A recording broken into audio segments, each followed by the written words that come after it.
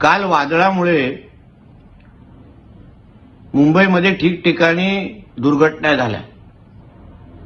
त्याच्यामध्ये घाटकोपर परिसरामध्ये एक मोठी होर्डिंग पडली आणि त्याच्यामुळे असंख्य निरपराध मुंबईकरांना आपला जीव गमवायला लागला।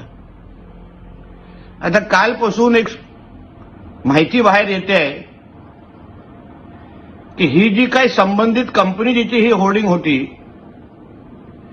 तिला अगोदरच मुंबई महापालिकेने नोटीस देऊन टाकलेली की ही होर्डिंग काढून टाका, तुमचा कार्यकाळ होर्डिंग लावण्याचा संपलेला आहे। तरीही त्या मालकाने ऐकलं नाही। मालकाचं नाव भावेश भिंडे आहे असं आम्ही ऐकतो। आता हा भावेश भिंडे नेमकं कोणाचा पार्टनर आहे? संजय राजाराम राऊतचा भाऊ सुनील राऊत आणि भावेश भिंडेचे काय संबंध आहेत? या भावेश भिंडेला सुनील राऊत मातोश्रीकडे जाऊन उद्धव ठाकरे बरोबर फोटो काढला होता का? ह्याचेही उत्तर थोडा संजय राजाराम राऊतनी आपलं थोबाड उघडून आम्हाला द्यावं।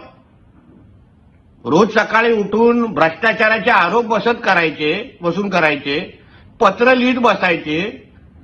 मग एक पत्र संजय राजाराम राऊतला सांगेन, जरा पोलीस आयुक्तांना लिहा आणि मागणी करा त्या भावेश भिंडेच्या जे पार्टनर आहेत, जे जबाबदार आहेत ते निरपराध, ज्यांच्यामुळे निरपराध मुंबईकरांना काल जीव गमवायला लागला, ती वेळेत होर्डिंग काढली असती तर आज ते सगळे मुंबईकर जिवंत असते, त्यांच्या कुटुंबावर हे मोठं संकट आलं नसतं। म्हणून ह्या दुर्घटनेचे जे जबाबदार आहेत,